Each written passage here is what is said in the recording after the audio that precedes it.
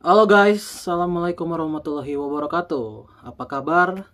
Semoga teman-teman dalam keadaan sehat walafiat ya. Salam buat keluarga teman-teman di rumah. Salam sepak bola ya guys ya. Perkenalkan gue Ajay, gue si netizen yang suka membahas bola. 1 poin lagi. Liverpool akan memastikan diri sebagai juara Liga Inggris musim ini. Dimana ini tidak lepas dari Arsenal yang lagi justru kepeleset di saat-saat penting, dimana tadi malam Arsenal menghadapi Crystal Palace ya dalam lanjutan Liga Inggris di pekan ke-34, pertandingan ke-34 untuk Arsenal, dan Arsenal hanya bisa bermain imbang dengan skor 2-2 dengan Crystal Palace yang membuat selisih Arsenal dan Liverpool menjadi 12 poin. Dengan sisa Arsenal hanya sisa 4 pertandingan, artinya poin maksimal yang bisa poin maksimal dari Arsenal ini hanya bisa bertambah 12, sementara selisih dengan Liverpool ini 12 juga. Sehingga Liverpool yang masih punya 5 pertandingan hanya butuh 1 poin saja untuk memastikan diri menjadi juara Liga Inggris ke-20, menyamai catatan Manchester United ya. Dan ya gue sangat happy banget ya guys ya, sebagai pendukung Liverpool. Akhirnya Liverpool kembali merasakan lagi juara Liga Inggris ya, dimana kita kan sempat tertunda selama 30 tahun di zaman dulu sebelum akhirnya 2020 mengangkat lagi, dan 5 tahun kemudian juara lagi. Karena ya City masih mendominasi ya akhir-akhir ini 10 tahun terakhir. Jadi ya gue cukup happy lah, di sela-sela City mendominasi, Liverpool masih bisa meraih 2 gelar IPL gitu ya. Oke. Back to Arsenal versus Crystal Palace, kita sedikit breakdown pertandingannya. Gue nggak nonton, gue cuma nonton highlightnya doang. Jadi di babak pertama Arsenal sudah lumayan ngegas, langsung dapat gol lewat Kiwior. Tapi yang jadi masalah di Arsenal ini adalah mereka tidak bisa mengalirkan bola ke final third. Crystal Palace kan bermain sangat dalam, menunggu bola, sekali-sekali melakukan counter attack. Tapi justru counter-counternya ke Crystal Palace ini berbahaya sekali justru. Mateta, Eze gitu ya. Pergerakan kedua pemain ini tuh luar biasa gitu. Jadi ketika mendapat 1-0, Crystal Palace kan berusaha untuk coba keluar. Dan mereka tuh berhasil mendapatkan beberapa peluang sampai gol akhirnya datang dari Crystal Palace. Lewat ini golnya keren banget ya dari Eze, di mana memanfaatkan corner ke tengah di volley. Ini sedikit hoki gue bilang golnya Eze. Di mana sebenarnya bola first time-nya tuh pelan tapi ke pojok, dan gak ada satupun pemain yang sensitif untuk memblok bola. Jadi bolanya tuh bergulir dengan cukup leluasa dan ke pojok gawang. Ini bisa gue bilang hoki sih. Tiang dalam, bolanya pelan, tiang dalam padahal dari jarak jauh gitu ya. Ini nggak ada satupun yang aware dengan bolanya. Jadi 1-1 Arsenal Crystal Palace. Kemudian Arsenal berhasil unggul lagi lewat Trossard ya, memanfaatkan sedikit kelengahan aja di barisan pertahanan tengah dari Crystal Palace, tendangan kaki kiri ke pojok, bam, 2-1. Luar biasa ya golnya. Tapi sekali lagi Arsenal kesulitan mengalirkan bola ke final third. Dan ini sebenarnya bukti kalau Arsenal ini memang butuh banget yang namanya real striker ya. Butuh banget yang pemain depannya memang tipikalnya striker. Karena kan memainkan Trossard kan sebagai false nine. Terus ada Martinelli, ada Sterling. Ya kan, ada Sterling.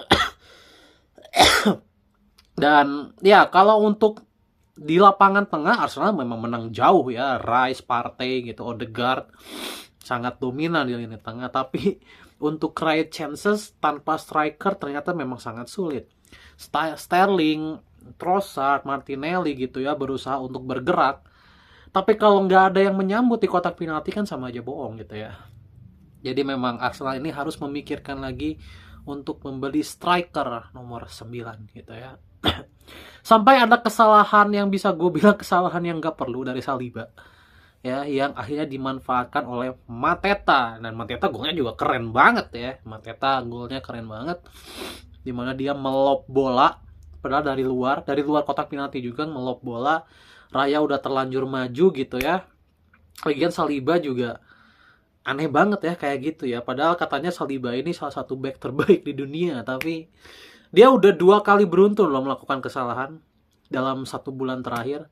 Menghadapi Real Madrid dia melakukan blunder, sekarang menghadapi Crystal Palace dia melakukan blunder juga.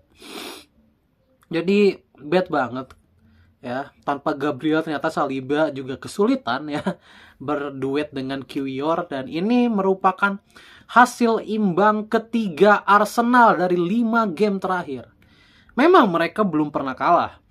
Ya, dari 7 laga terakhir mereka tidak kalah. Lawan Fulham, ya, lawan Everton, tapi mereka tuh dapat 3 hasil imbang. Kepleset. Mereka udah kepleset 3 kali padahal mereka sedang mengejar gelar juara. Yang membuat langkah Liverpool akhirnya mulus. Ya, 1 poin dari 5 pertandingan nggak mungkin nggak dapat ya, pasti dapat lah. Ibaratnya tinggal menahan imbang salah satu tim dari Tottenham, Arsenal, kemudian siapa lagi lawan Liverpool tuh. Lupa gue, 3 lagi gue lupa lah siapa.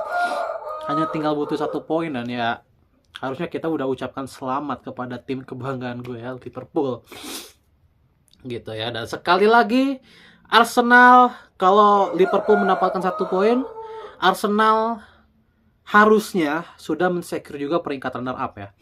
Harusnya ya, karena perbedaan poin dengan Manchester City di peringkat ketiga juga lumayan jauh. 3 tuh sekarang siapa ya? City apa Forest ya? Lupa gue. Terakhir gue lihat City, tapi kemarin Nottingham Forest kan menang juga. Jadi kayaknya Forest yang di ketiga ya. Perbedaan poin Arsenal dengan tim-tim di bawahnya Nottingham Forest, City, Chelsea, Aston Villa, Newcastle, itu juga udah jauh ya. Jadi harusnya Arsenal sudah mensecure juga peringkat kedua. Dan Arsenal sekarang bisa fokus ke UCL karena lawannya sekarang adalah PSG revamp ya, bukan PSG yang group stage, tapi sudah PSG revamp. Jadi Arsenal juga harus pintar-pintar menyimpan tenaga. Kita tahu Saka cedera, akhir-akhir ini cedera. Tadi sih tampil ya, tapi cuma beberapa menit saja. Tampil sebagai sub gitu ya. Dan mainnya juga tidak terlalu optimal. Kemudian Merino juga tadi nggak main gitu ya. Odegaard juga sedikit kurang maksimal. Kemudian Saliba lagi ngedrop ya. Mungkin yang lagi on fire itu Declan Rice mungkin ya. Yang lagi bagus banget di Arsenal itu, yang lagi jadi pemain kunci itu Declan Rice dan Thomas Partey. 2 pemain tengah ini yang so far di Arsenal ini lagi bagus-bagusnya. Jadi we'll see ya. Apakah keputusan Arsenal untuk fokus di UCL ini akan berbuah manis, akan berbuah juara, karena Arsenal belum pernah menang UCL gitu ya. Semoga ya langkah Arsenal mulus, menghadapi PSG bisa menang, kemudian menghadapi Barcelona atau Inter Milan di final juga mulus ya. Meskipun sebenarnya di awal itu gue ragu sebenarnya Arsenal bisa, bahkan sekarang pun lawan PSG sebenarnya gue ragu. Kenapa? Karena mau gimana pun tim tanpa striker itu angin-anginan pasti. Sulit lah.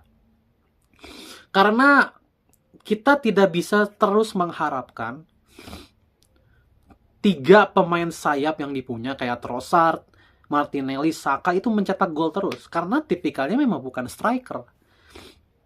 Gitu ya, kita tidak bisa terlalu berharap mereka mencetak gol terus karena mereka bukan tipikal pemain yang bisa memanfaatkan 1/4 peluang menjadi gol. Butuh striker yang bisa melakukan itu kan. Dan katanya Arsenal juga sedang berjuang melawan MU ya untuk mendapatkan Osimhen. Jadi kita lihat pergerakan Arsenal di transfer nanti kan kayak gimana ya. Oke. Arsenal sang penjaga trofi.